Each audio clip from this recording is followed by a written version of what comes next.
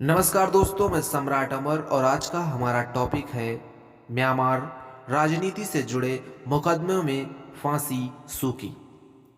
Myanmar की अपदस्थ नेता आंग सान सूकी पर चल रहे कई मुकदमों में से पहले में उन्हें देश के कोविड प्रतिबंधों के उल्लंघन पर 2 साल की जेल की सजा सुनाई गई है। अगर वह अन्य सभी मामलों में भी दोषी पाई जाती हैं तो उन्हें 100 साल से अधिक की सजा मिल सकती है। फरवरी में देश की सत्ता सेना के नियंत्रण में आने के बाद से सू की नज़रबंद है। हालांकि वह अपने ऊपर लगे सभी आरोपों से इनकार करती हैं। उन्हें कैद की सजा के फैसले की संयुक्त राष्ट्र, यूरोपीय संघ और यूके सरकार सहित कई अंतर्राष्ट्रीय संगठनों ने निंदा की है। उन सब ने मुकदमे को राजनीति से प्रेरित बताया है। सरकारी टेलीविजन के अनुसार उन्हें मूल रूप से 4 साल की सजा सुनाई गई थी, लेकिन देश के सैन्य प्रमुखों द्वारा उसे आधा कर दिया गया। जबकि 2015 में हालात ऐसे नहीं थे। दुनिया ने उनकी पार्टी को शानदार चुनावी जीत का जश्न मनाया और उन्हें सरकार के सलाहकार की भूमिका निभाई।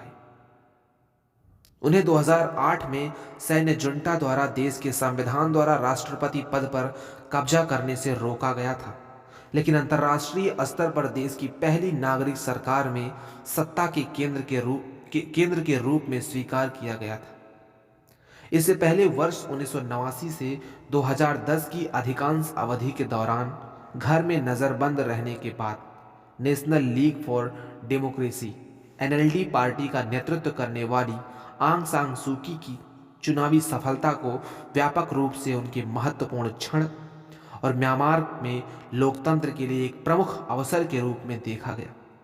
लेकिन उनका उद्भव जितनी तेजी से हुआ था, पराभव भी उतनी ही तेजी से हुआ। आंशिक रूप से सरकार की जटिल प्रणाली के परिणाम स्वरूप, जिसने सेना के लिए उच्च स्तर की राजनीतिक शक्ति को प्रभावी ढंग से संरक्षित किया। म्यांमार में परिवर्तन की गति धीमी रही।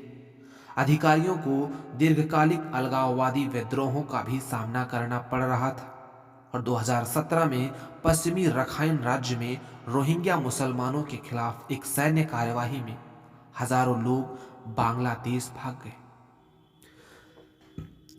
सैन्य सरकार ने 2008 के संविधान का इस्तेमाल तख्तापलट के लिए कानूनी आधार के रूप में किया।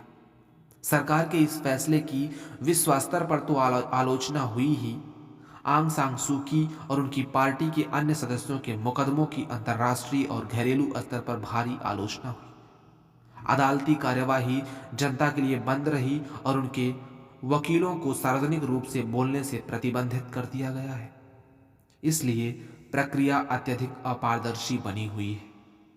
जानकारों के मुताबिक अंतर्राष्ट्रीय समुदाय को एनएलडी नेतृत्व, साथ ही इस साल की शुरुआत में तख्तापलट के बाद से गिरफ्तार किए गए हजारों प्रदर्शनकारियों के खिलाफ मुकदमा चलाने में इस तरह की चुप्पी से सावधान रहना चाहिए। तख्तापलट के नेता अपने पदों को सुरक्षित और वैध बनाने के लिए पहले से मौजूद राजनीतिक और कानूनी संरचनाओं का उपयोग करते हैं और ठीक यही बात आंग सान सूकी के मुकदमे से प्रदर्शित होती है। सभी मुकदमों की वैधता उन संस्थाओं द्वारा लिखी जाती है जो उन्हें संचालित करते हैं। हालांकि तख्तापलट के बाद की सरकारें अत्यधिक संवेदनशील होती हैं और इसीलिए अपने कार्यों के लिए अंतर्राष्ट्रीय प्रतिक्रियाओं से सतर्क रहती हैं। क्यों घटा अंतर्राष्ट्रीय समर्थन? नरसंहार के आरोपों के बीच एनएलडी सरकार के लिए अंतर्राष्ट्रीय समर्थन कम होने लगा। यह आंग सान सूकी की अंतर्राष्ट्रीय प्रतिष्ठा के लिए एक बड़ा झटका था और संकट पर उनकी चुप्पी के कारण 2001 में उन्हें दिए गए नोबेल शांति पुरस्कार को रद्द करने के लिए व्यापक आह्वान किया गया। अंतर्राष्ट्रीय निंदा तब और बढ़ गई जब वह दिसंबर 2019 में नरसंहार के दावों के खिलाफ म्यांमार का बचाव करने के लिए अंतर्राष्ट्रीय न्यायालय में पेश हुई। धन्यवाद।